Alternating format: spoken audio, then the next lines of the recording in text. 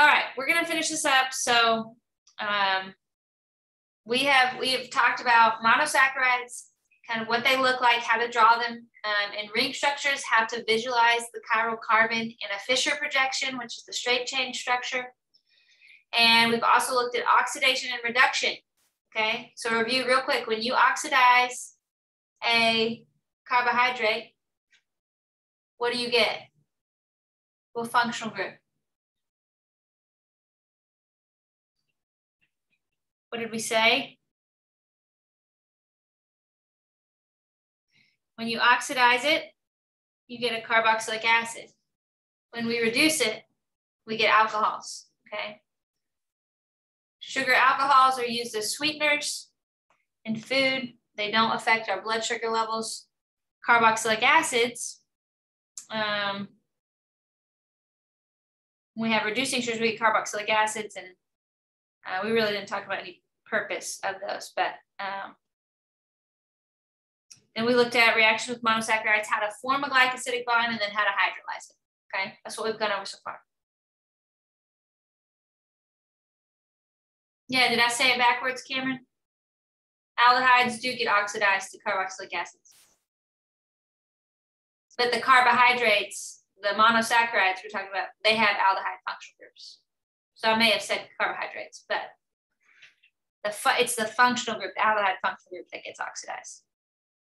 Okay, reaction with monosaccharides. Last slide here. So one last thing is that we briefly at the end of lecture yesterday, we talked about the phosphate group.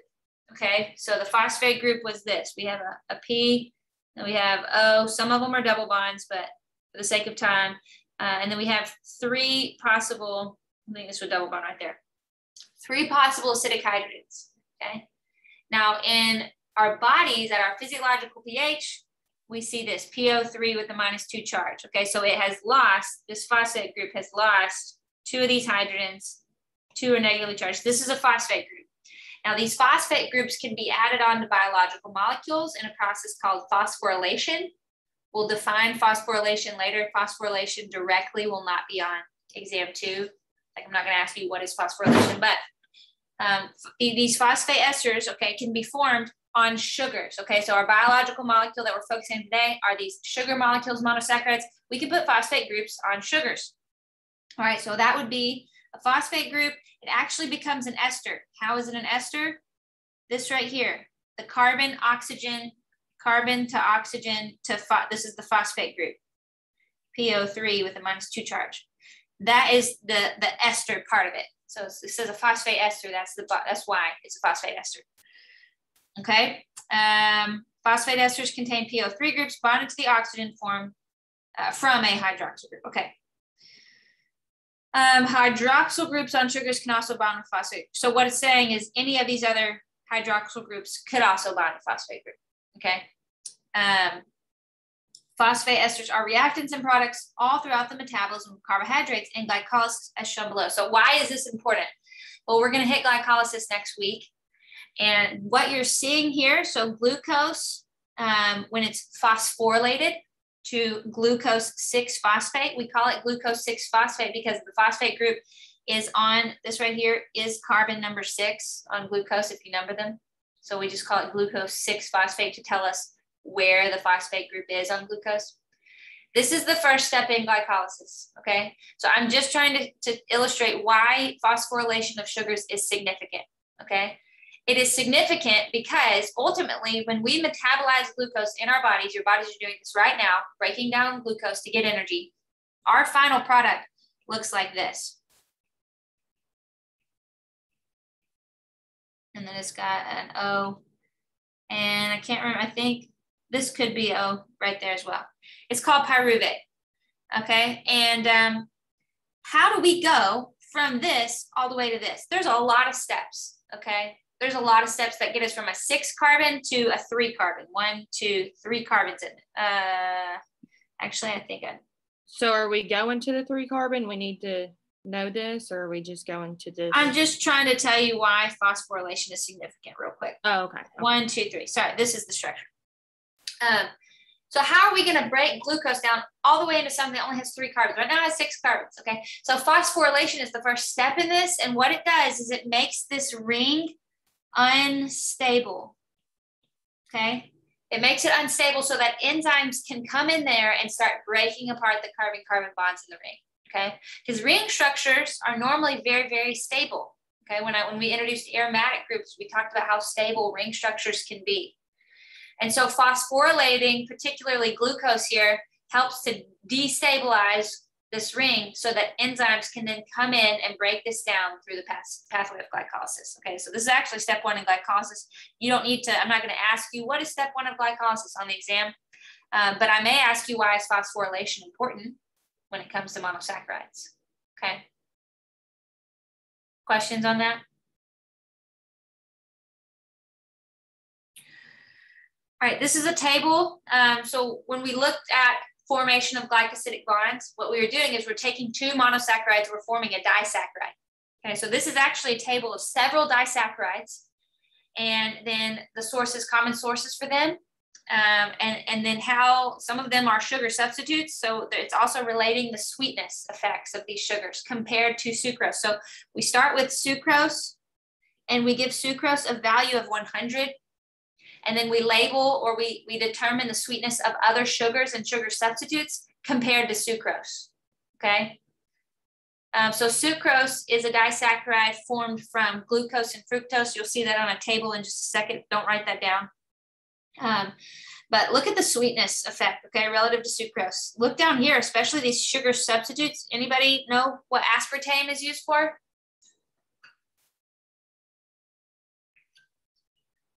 Is that Sweet and Low or Splenda? I get them mixed up. It's one of the two, but it's used in like diet drinks. Okay, like Diet Coke. Diet drinks have aspartame in them, all right? And look how sweet it is compared to, it's 18,000 times sweeter. Okay, so they probably don't put a lot of aspartame in like diet drinks, but it's incredibly sweet. Sucralose is the sweetest here, 60,000. I can't even just fathom what that, how sweet that is, okay? So anyways, I just wanted to introduce that to show you the significance of several different, well, this right here, these are just the disaccharides. Sorry, I didn't look at this table clearly. These are monosaccharides up here. And then these are all your sugar alcohols. We talked about those. Sorbitol was an example of one. And then synthetic sweetener. So what does it mean if it's a synthetic sweetener? We don't get them from plants. We don't get them, we make them in the lab. Okay, and then we put them in our food. All right. Okay. This is a really important slide. I might put a star on this slide because on the exam you're gonna have to, I'm for sure gonna give you an example of a molecule and ask you what kind of bond, or have you draw an example of 2 disaccharides joined by a particular kind of bond. So this slide is teaching you how to name glycosidic bonds. So the bonds between disaccharides, we've already determined they're called glycosidic bonds. All right, they're joining 2 monosaccharides. And the glycosidic bond can either be alpha or beta, depending on what the anomer is, what the 2 anomers are that are being joined together. So an alpha bond extends below the ring, the carbohydrate ring. The beta bond extends above the ring, okay? Now, when we create a glycosidic bond, we number the carbons involved. So you'll see them written as like a 1,4 link because they connect carbon 1 of one monosaccharide with carbon 4 of the next monosaccharide. All right, so this is showing you 2 examples, and the difference between an alpha 1,4 disaccharide. You can see the bond is kind of a dip between the 2 disaccharides versus a beta. In a beta monomer, we know the OH group is pointing up from carbon 1. So that link points up and then slightly over. And it's joining, again, you can see it's joining carbons 1,4. So we call that a beta 1,4. So you can just visually see, I'm gonna erase all my writing, but you can just visually see how the 2 are different. There's also a way to join disaccharide or monosaccharides via a 1,2, and we call it an anomeric link. Why? Because it's joining the 2 anomeric carbons. So this looks unique, but we've got these like sugars stacked on one another. carbon 1 is bonded to carbon 2 of the next one. So they call this a 1,2 anomeric link. It's not beta or alpha. We don't put that. It's joining the 2 anomeric carbons together, okay?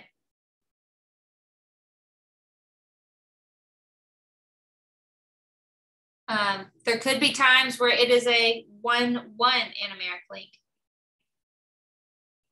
Okay, it just depends on what the hemiacetyl carbon is on that other monosaccharide. Here, it's listed as carbon number 2 because this was probably a ketose. Remember we said in ketoses that the anomeric carbon is carbon 2. We said in aldoses, the anomeric carbon is carbon 1. So if you had 2 aldose sugars being joined together via an anomeric link, it would be a 1,1 anomeric link. Okay. All right, so now we're going to look at a few different disaccharides and the significance of these. You've probably heard of these. These are used commonly in nutrition. So maltose, lactose, and sucrose, it might be the one you're most familiar with, right? Then I think the next slide, no, never mind. So maltose.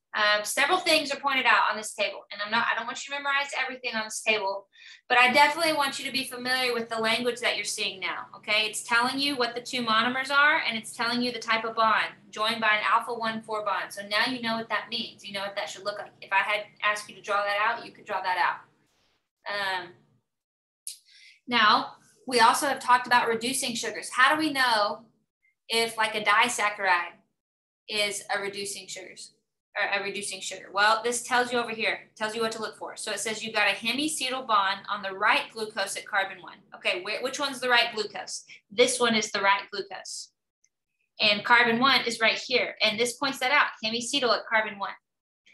If you have a hemiacetyl like this, then yes, it's a reducing sugar due to the hemiacetyl, okay?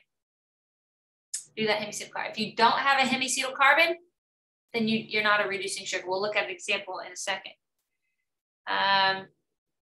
So what is maltose used for? What's the purpose of maltose? Used to sweeten foods, okay?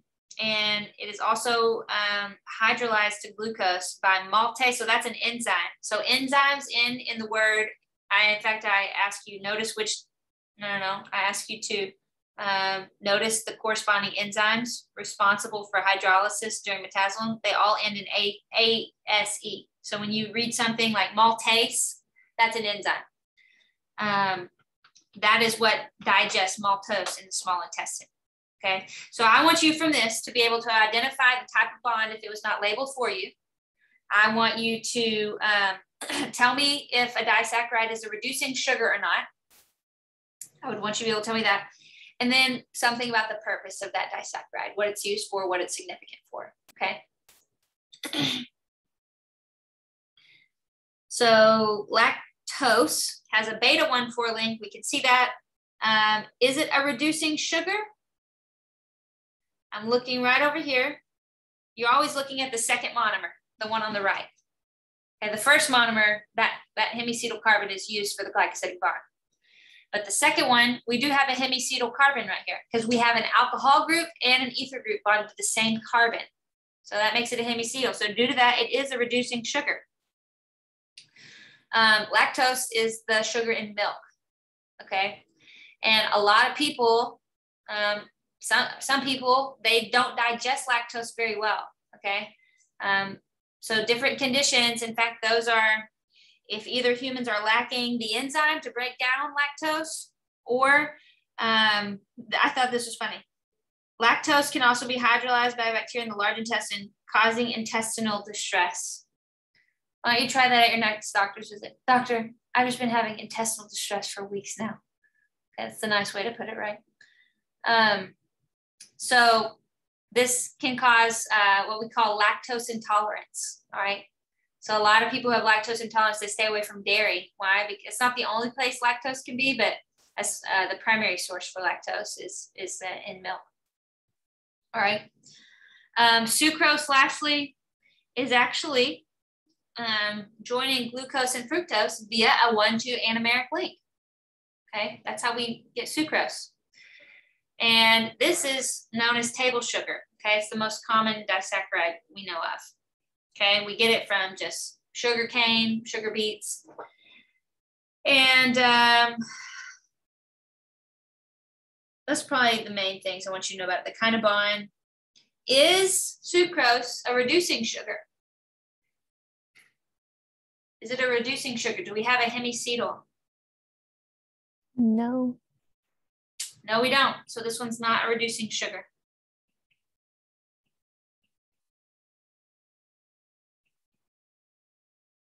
And what were we looking at to determine that?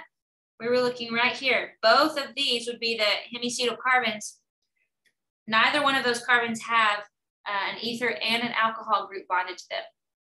And neither one of those are hemiacetals anymore. Or hemiacetals. So this is not a reducing sugar. So it cannot be reduced, or it cannot be oxidized to carboxylate anion. Okay, so those are some disaccharides and some things I wanted to mention about those. Let's do a practice problem since we've been talking so much about reducing sugars. This is a disaccharide called cellobiose. If you look at it, can be obtained by enzyme catalyzed hydrolysis of cellulose, okay? Do we expect cellobiose here to be a reducing or a non-reducing sugar? Do we expect it to be reducing or non-reducing? So what you need to do is you need to consider the monomer or the monosaccharide on the right. And specifically, you want to look at carbon 1 right here. Identify which one's carbon 1. So the one here is bonded to 2 oxygens. Is this a hemiacetal?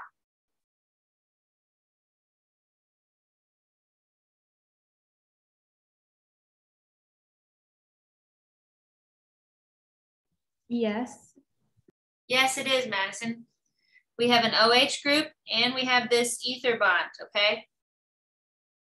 So this is a hemiacetal. So would it be a reducing sugar? Yes. Yes.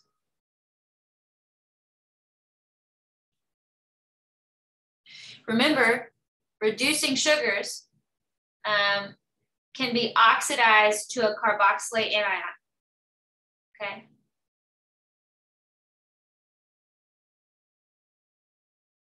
How would you classify the link between these two monosaccharides? What do y'all think? Would it be a 1,4 linkage? Yes. Is it alpha or beta? Beta? Correct. Okay, because if you envision this monomer just by itself, look, this would be the OH group and it's pointing up. That's for sure beta. Okay, now in a glycosidic bond, we still acknowledge the fact that it's pointing up in the bond. So this is a beta. And this would be carbon 1 of that monosaccharide. That's carbon 4 of that monosaccharide. That one would be, if it helps you to number them all out, do it. Okay, so we've got a beta 1,4 glycosidic bond.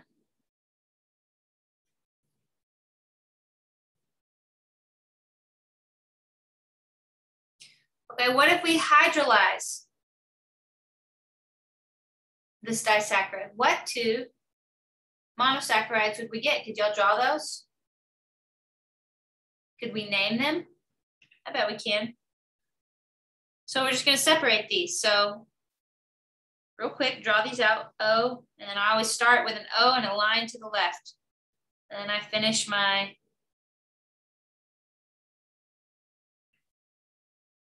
hexagon.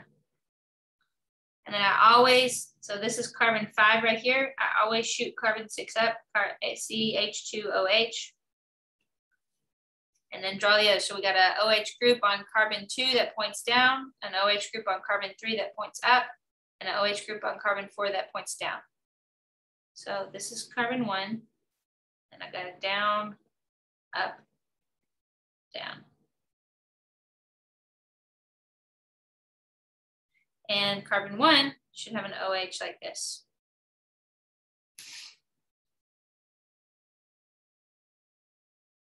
So what What monosaccharide is this? We'll name it and then we'll draw and name the other one. So I'm looking at to name it, I always look at the pattern of the OH groups. On carbon 2, I've got down, carbon 3, up, down. So down, up, down. The other things can vary, like the OH group on carbon 1 could be up or down, depending if it's beta or alpha. So let's go up. We actually don't even have to go all the way up. Look here at glucose. What do we have? Down, up, down. It's a 6-member sugar. So this is glucose.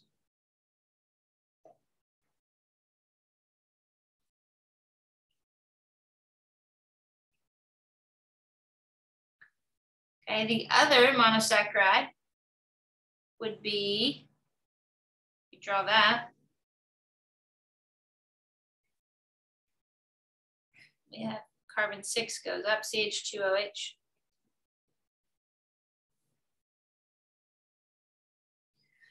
And then we should have a very similar pattern. Down, OH, this is carbon 2, that's carbon 1, that's carbon 5. Down, and then up again, and then down again, down, up, down. I'm just looking at the orientation of these hydroxyl groups on 2, 3, and 4. And the OH over here is pointing up as well. How did I know that the hydroxyl group on carbon 4 was down? I'm looking at how this bond leads. It points down below the ring. So that's why I drew that OH group down.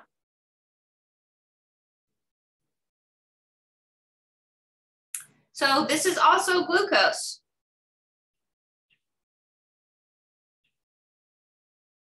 You guys see how we came up with that?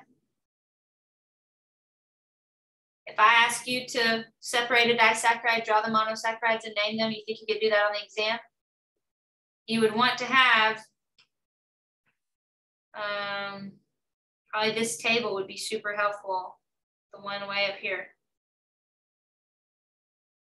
Okay, where it just shows you the straight monosaccharides. And I would only ask you something off of these 5. Okay.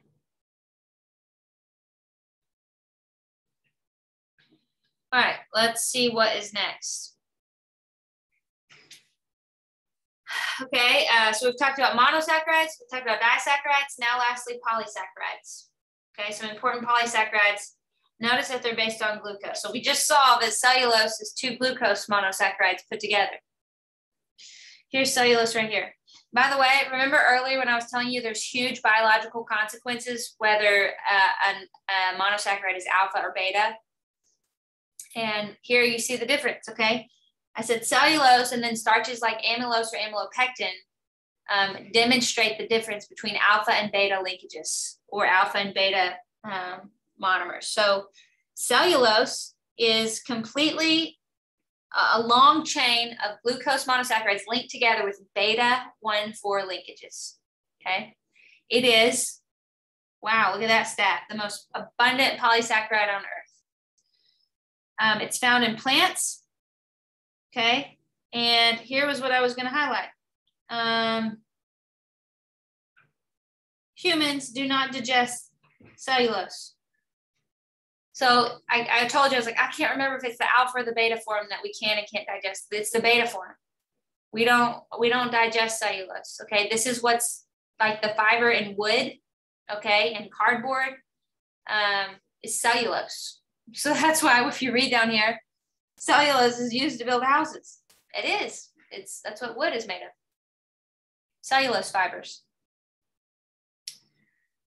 Okay, amylose though is an alpha 1,4 linkage.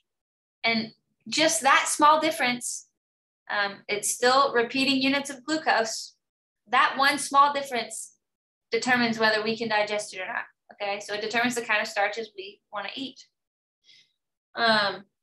So right here, hydrolyzed to glucose in animals, and it is used to supply glucose for metabolism and for energy storage.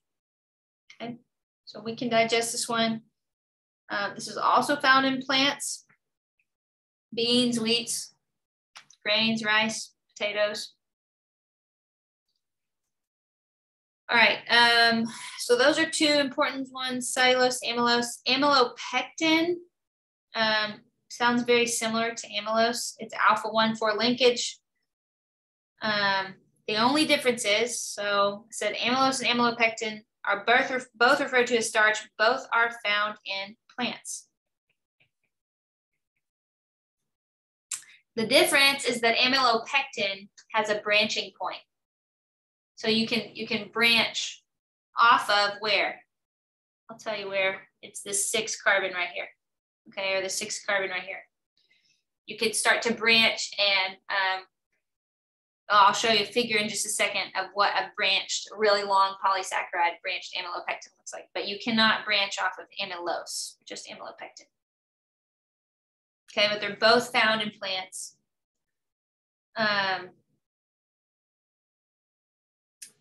Then glycogen is just below amylopectin, also an alpha-1,4 link. And this is what our body, so the stored form of glucose, this monosaccharide of these glucose units is what our body stores for energy, like in our liver and stuff. We store glycogen. And that's where insulin is involved to break down glycogen when we need sugar in our blood, increase our sugar levels. Okay, this last bullet point says glycogen and amylopectin look identical, but they are found in different sources. Okay, so if you look at this structure up here and this structure right here, they're identical. They just have different sources. I'm gonna highlight that. So we said amylopectin and amylose is found in plants. Glycogen is found in animals. So it's often referred to as animal starch. So that's our blanks. Glycogen is found in animals. Amylopectin is found in plants.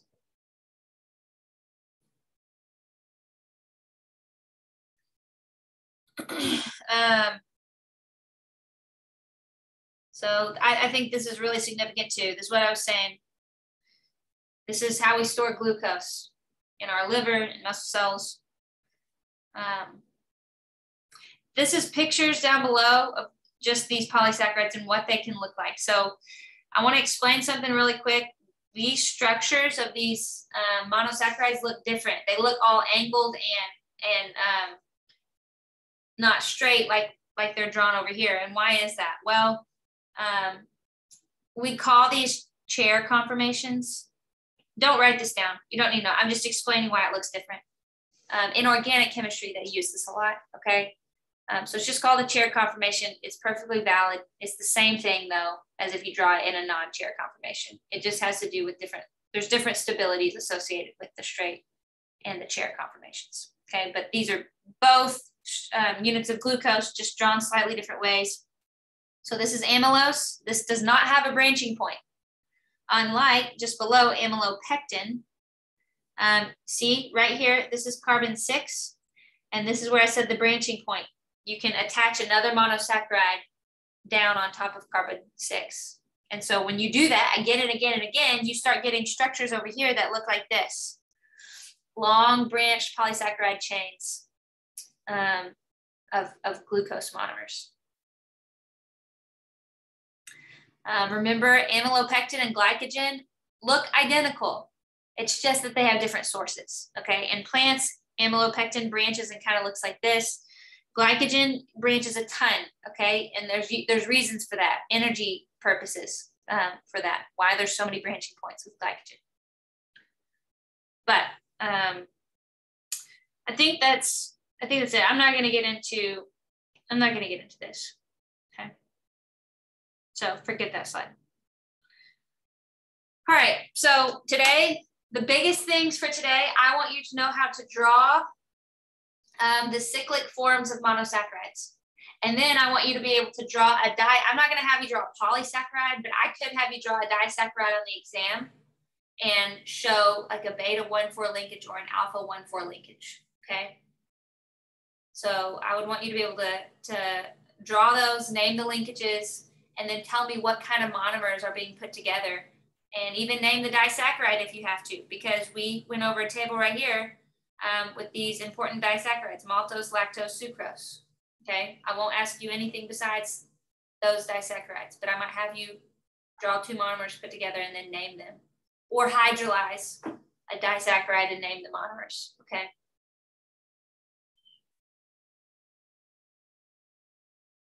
I could have you, I could draw out a straight chain sugar and say, tell me which carbons are chiral. Okay, do you guys think y'all could do that? If anybody needs practice with that, definitely make a note.